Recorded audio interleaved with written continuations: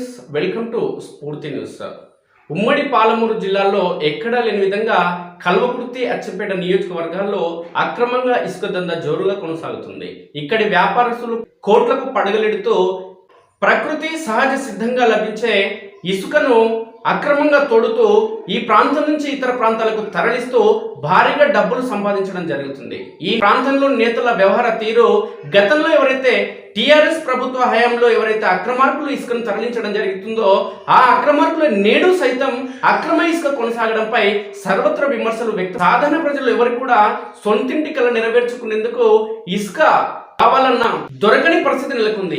బంగారం కావాలంటే బంగారం దుకాణానికి వెళ్తే డబ్బుంటే చాలు, క్షణాల్లో బంగారాన్ని కొనుగోలు చేయవచ్చు. కానీ ఇసుకను మాత్రం డబ్బున్నా కొనుగోలు చేసే పరిస్థితి లేకుండా కృత్రిమ ఇసుక కొరత సృష్టించి ఇష్టానుసారంగా ధరలు నిర్ణయిస్తూ ఈ ప్రాంతంలో భారీగా ఇసుక లభిస్తున్న ఈ ప్రాంతంలోని ప్రజలు మాత్రం ఇండ్లు నిర్మాణం చేసుకునేందుకు తీవ్ర అవస్థలు పడే పరిస్థితి నెలకొంది. ఇసుక సరఫరా చేసేందుకు పర్మిషన్ కోసం మొదటగా కలెక్టర్కు లెటర్ రాయాల్సి ఉంటుంది. కలెక్టర్ ఈ లెటర్ను పరిశీలించిన అనంతరం సంతకం చేసి మైనింగ్ అధికారులకు పంపించడం జరుగుతుంది. మైనింగ్ అధికారులు ప్రొసీడింగ్ ఇచ్చిన తర్వాత తిరిగి కలెక్టర్ సంతకం కోసం సదరు ఇసుక వ్యాపారి లెటర్ను పంపించడం జరుగుతుంది. తిరిగి కలెక్టర్ సంతకం చేసిన అనంతరం చలాన్ చెల్లించి ప్రొసీడింగ్ ఇవ్వడం జరుగుతుంది.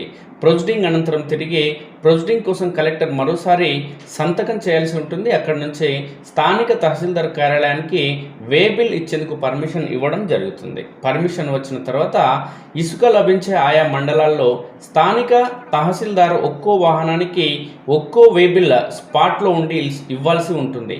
ఒక్కో వాహనానికి ఒకటి మాత్రమే వే బిల్ ఇస్తూ ప్రతి వాహనాన్ని చెక్ చేస్తూ వే బిల్ ఇవ్వాల్సి ఉంటుంది. వే బిల్పై డేట్తో పాటు ఏ సమయానికి ఇసుక నింపడం జరుగుతుంది, ఏ సమయానికి ఇసుక నింపిన అనంతరం ఆ వాహనం అక్కడి నుంచి బయలుదేరుతుంది అనే అంశాన్ని తహసీల్దార్ స్పష్టంగా వే బిల్లులో సమయాన్ని పొందుపరచాల్సి ఉంటుంది. కానీ ఈ నిబంధన ఎక్కడ అమలు కావడం లేదు. ముందస్తుగా భారీగా కమిషన్ తీసుకుంటున్న తహసీల్దార్లు అక్రమ ఇసుక రవాణా చేసే వ్యాపారస్తులకు ముందు రోజే ఇష్టానుసారంగా వే బిల్లులు ఇవ్వడం జరుగుతుంది. వే బిల్లులో వాహనం నెంబర్, తేదీ తప్ప వాహనం ఏ సమయానికి ఇసుక నింపుకొని బయలుదేరుతుంది అన్న సమయం వే బిల్లులో పొందుపరచడం లేదు. ఇలాంటి అంశం ఆ వే బిల్లులో ఉండకపోవడం అనేది స్పష్టంగా కనిపిస్తుంది. ఇసుక డంపింగ్ స్థలం నుంచి ఇసుక లోడ్ చేసుకుని సమీపంలోని పట్టణాలకు వెళ్ళే వాహనం వే బిల్ తీసుకొని అక్కడి నుంచి బయలుదేరుతుంది. వే బిల్ చెక్ చేస్తే ప్రతిరోజు మాదిరిగానే డేటు, నెల, సంవత్సరం ఉంటుంది తప్ప సమయం రాయడం లేదు. ఈ కుట్రలో కలెక్టర్ కార్యాలయం సిబ్బంది నుంచి మొదలు మైనింగ్, తహసీల్దార్, పోలీస్ స్టేషన్ సంబంధించిన అధికారులు, ఆర్డీఓ కార్యాలయానికి సంబంధించిన అధికారులతో పాటు కలెక్టర్ కార్యాలయం సిబ్బంది నుంచి మొదలు మైనింగ్, తహసీల్దార్, పోలీస్, ఆర్డీఓ తదితర అధికారుల హస్తం ఉందనడంలో ఎలాంటి సందేహం లేదు. దీనికి తోడు స్థానికంగా ఉండే ఎమ్మెల్యేలు సైతం భారీగా కమిషన్లు దండుకొని అక్రమ ఇసుక వ్యాపారులకు కొమ్ము కాస్తున్నారని స్పష్టమవుతుంది. టిఆర్ఎస్ ప్రభుత్వ హయాంలో అక్రమ వ్యాపారులు ఇష్టానుసారంగా కృత్రిమ ఇసుక కొరత సృష్టించి కోట్లాది రూపాయల అక్రమ మార్గంలో సంపాదించడం జరిగింది. అదే రీతిలో ప్రస్తుతం ప్రభుత్వం మారిన టిఆర్ఎస్ ప్రభుత్వం పోయి కాంగ్రెస్ ప్రభుత్వం అధికారంలోకి వచ్చిన గత ప్రభుత్వ హయాంలో ఎవరైతే అక్రమ ఇసుక దందా కొనసాగించారో ఆ ఇసుకాసురులే ప్రస్తుతం సైతం అక్రమ ఇసుక కొనసాగించడం గమనార్హం. నాగర్ కర్నూలు జిల్లాలో ఓ ఎమ్మెల్యే అక్రమ ఇసుక దందా నిర్వహించి కలెక్టర్ కార్యాలయం, మైనింగ్ కార్యాలయం, తహసీల్దార్ కార్యాలయాల నుంచి వే బిల్ పొంది ఇసుక వ్యాపారం నిర్వహిస్తున్న ఒక్కో వ్యాపారస్తుడి నుంచి 30 లక్షల రూపాయలు వసూలు చేస్తున్నాడు అంటే అక్రమ ఇసుక దందాలో అక్రమ వ్యాపారులు కోట్లాది రూపాయలు సంపాదిస్తున్నారనడంలో ఎలాంటి అతిశయోక్తి లేదు. నాగర్ కర్నూలు జిల్లా పరిధిలోని ఒంగూరు మండలంలో అధికార పార్టీకి చెందిన కొంతమంది నేతల తీరు అనేక విమర్శలకు తావిస్తుంది.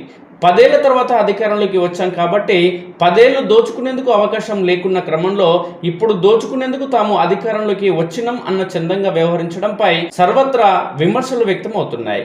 మరోవైపు వే బిల్ పొందిన అనంతరం కలెక్టర్, మైనింగ్, తహసీల్దార్ ఇతర అధికారుల పరిధిలో ఇసుక దందా నిర్వహించే వ్యాపారస్తులు 1000 క్యూబిక్ మీటర్లకు సుమారు 65 ట్రిప్పుల ఇసుక తరలించేందుకు అనుమతి లభిస్తుంది. ఈ క్రమంలో ప్రభుత్వం నుంచి అనుమతి పొందేందుకు 1 క్యూబిక్ మీటర్ కోసం 666 రూపాయలు చలాన్ చెల్లించాల్సి ఉంటుంది. అయితే 1000 క్యూబిక్ మీటర్లకు 6,50,000 రూపాయలు చెల్లించడం జరుగుతుంది. నిబంధనల ప్రకారం 5 టిప్పులకు 6 ఫీట్ల లోతు ఒక్కో బిల్పై 12 క్యూబిక్ మీటర్ల ఇసుక తరలించాల్సి ఉంటుంది. అయితే అక్రమ వ్యాపారస్తులు 30 క్యూబిక్ మీటర్ల వరకు అధికంగా వాహనాల్లో అక్రమంగా తరలిస్తున్నారు. అధిక లోడ్ ద్వారా అక్రమ ఇసుక దందా కొనసాగిస్తే ఆర్డీఓ తదితర అధికారులు గుర్తించి తనిఖీల్లో అలాంటి వాహనాలను సీజ్ చేసి స్థానిక పోలీస్ స్టేషన్లకు తరలించాల్సి ఉంటుంది. కానీ ఆర్టీఓ అధికారులు సైతం భారీగా కమిషన్లు దండుకుంటున్న క్రమంలో అధిక లోడ్ వాహనాలు తరలిస్తున్నప్పటికీ చూసి చూడనట్లుగా వ్యవహరిస్తున్నారు. ఒక్కో వాహనంలో 12 క్యూబిక్ మీటర్ల ఇసుక ఒక్కో వే బిల్ ప్రకారం ఒక్కో వాహనంలో తరలించాలి అంటే టన్నుల రూపంలో 16 టన్నుల ఇసుకను తరలించాల్సి ఉంటుంది. కానీ అక్రమ వ్యాపారస్తులు 35 నుంచి 40 టన్నుల ఇసుకను ఒకేసారి వే బిల్పై అధిక లోడ్ ద్వారా ఇసుకను తరలిస్తున్నారు. దీంతో ప్రభుత్వ ఖజానాకు నష్టం చేకూరడంతో పాటు అక్రమ అధికారుల చేతి వాటంతో సామాన్య ప్రజలపై అధిక ధరల భారం పడుతుంది. ప్రతి వే బిల్పై డేటు, స్టాంపు సంతకంతో పాటు టైం రాయాల్సి ఉన్నప్పటికీ తహసీల్దార్ అధికారులు స్థానికంగా భారీగా డబ్బుకు ఆశపడుతూ అక్రమ ఇసుకాసురుల నుంచి డబ్బు దండుకుంటూ ఒక్క వే బిల్పై సైతం టైం రాయకపోవడం స్పష్టమవుతుంది. దీంతో ఒకే వే బిల్పై ఒకే రోజు ఒకే వాహనం ద్వారా 4 నుంచి 5 సార్లు ఇసుకను అక్రమ వ్యాపారస్తులు తరలించడం జరుగుతుంది. నిబంధనలకు తూట్లు పొడుస్తూ అక్రమ ఇసుక దందా కొనసాగిస్తున్న వ్యాపారులకు మాత్రమే ఇసుక దందా కొనసాగించేందుకు పర్మిషన్ రావడంపై సర్వత్రా ప్రజలు విస్మయం వ్యక్తం చేస్తున్నారు. కలెక్టర్ కార్యాలయం నుంచి అనుమతులు ఏ విధంగా లభిస్తున్నాయి అని జిల్లా ప్రజలు ఆశ్చర్యం వ్యక్తం చేస్తున్నారు. ఇసుకను తరలించే క్రమంలో అక్రమ వ్యాపారస్తులు మొదటగా వంగూరు మండల పరిధిలోని దుందుబి వాగు నుంచి ప్రధానంగా ట్రాక్టర్ల ద్వారా ఇసుక సేకరించి సమీపంలోని గ్రామాల వద్ద డంపింగ్ చేయడం జరుగుతుంది. ట్రాక్టర్ నిర్వాహకులు వాగు నుంచి డంపింగ్ ప్రాంతానికి ఇసుకను తరలించిన క్రమంలో డంపింగ్ స్థానం నుంచి ఇసుక వ్యాపారస్తులు తమ వాహనం నిండా ఇసుక నింపుకునేందుకు 8,000 రూపాయలు ట్రాక్టర్ నిర్వాహకులకు ఇవ్వడం జరుగుతుంది. 8,000తో పాటు సమీపంలోని పల్లెలు, పట్టణ ప్రాంతాలకు ఇసుకను తరలించేందుకు ఇసుకాసురుల వాహనానికి ఇసుక తరలించేందుకు డీజిల్ కోసం మరో 2,000 రూపాయలు ఖర్చు అవుతుంది. మొత్తం ఖర్చు 10,000 అవుతుండగా ఒకసారి వాహనంలో ఇసుక తరలిస్తే వాహనం ధర 40,000 ఉంటున్న క్రమంలో 10,000 ఖర్చు పోగా 30,000 రూపాయలు అక్రమంగా ఒక్కో ట్రిప్ పై అదనంగా డబ్బు సంపాదించడం జరుగుతుంది. ఈ అదనపు సంపాదనలో కలెక్టర్ కార్యాలయంలోని అధికారులు, మైనింగ్ అధికారులు, తహసీల్దార్ కార్యాలయంలోని అధికారులు, ఆయా పోలీస్ స్టేషన్ల పరిధిలోని అధికారులకు భారీ మొత్తంలో డబ్బు చేరవేస్తూ అక్రమార్కులు అక్రమ దందాను యథేచ్ఛగా కొనసాగిస్తున్నారు. ఒక్కో బండిపై 30,000 రూపాయల లాభం గడిస్తున్న అక్రమ వ్యాపారస్తులు ఒక రోజుకి సుమారు 3 నుంచి 4 ట్రిప్పులు ఒక్కో వాహనం ద్వారా ఇసుక తరలిస్తున్నారు.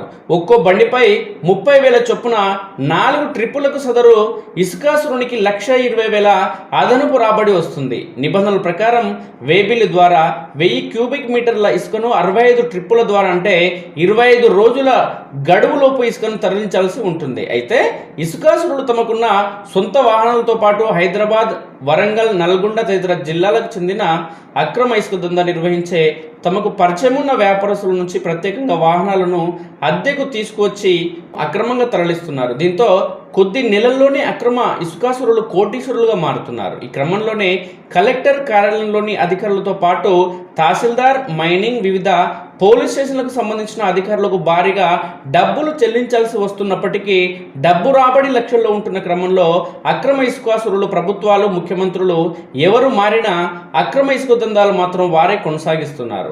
ప్రభుత్వ అధికారుల అక్రమ డబ్బు సంపాదన మత్తులో మునిగి తేలుతున్న క్రమంలో సామాన్య ప్రజలు తీవ్ర ఇబ్బందులు పడుతున్నారు.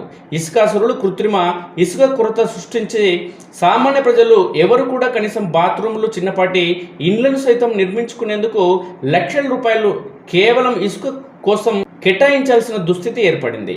ప్రకృతి సిద్ధంగా ఏర్పడుతున్న ఇసుకను వ్యాపారస్తులు, ప్రభుత్వ అధికారులు కుమ్మక్కై బంగారం ధరకు పోటీ పడేలా ఇసుక ధరను పెంచుతూ సామాన్య ప్రజలను తీవ్ర ఇబ్బందులకు గురి చేయడం జరుగుతుంది.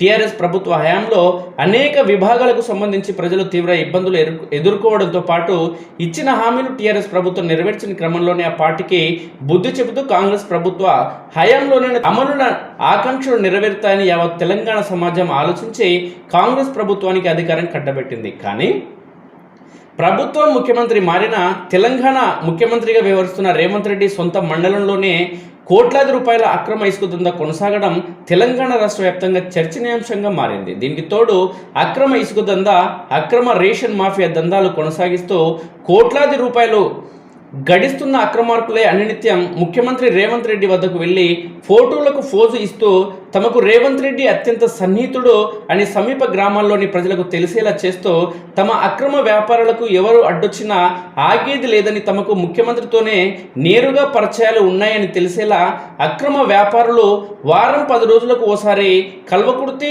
ఒంగోలు తదితర ప్రాంతాలకు సంబంధించిన అక్రమార్కులు సీఎం రేవంత్ రెడ్డితో ప్రత్యేకంగా ఫోటోలు దిగి వాట్సాప్, ఫేస్బుక్, ఇన్స్టాగ్రామ్ తదితర సామాజిక మాధ్యమాల్లో పోస్టు చేయడం జరుగుతుంది. అక్రమార్కుల అవినీతిని దృష్టిలో ఉంచుకొని సీఎం రేవంత్ రెడ్డి స్పందించి తాను పుట్టి పెరిగిన ఒంగూరు మండలంతో పాటు కల్వకుర్తి తదితర సమీప పల్లెలు, పట్టణాల్లో ఏం జరుగుతుంది, అక్రమ ఇసుక, అక్రమ రేషన్, అక్రమ మైనింగ్ మాఫియాలు రోజు రోజుకు పేటరేగుతున్న అంశాన్ని దృష్టిలో ఉంచుకొని రాష్ట్ర ఉన్నతాధికారులతో సమీక్ష నిర్వహించి అక్రమార్కుల చెర నుంచి ఈ ప్రాంత ప్రజలను రక్షించాలని ఈ ప్రాంత ప్రజలు కోరడం జరుగుతుంది.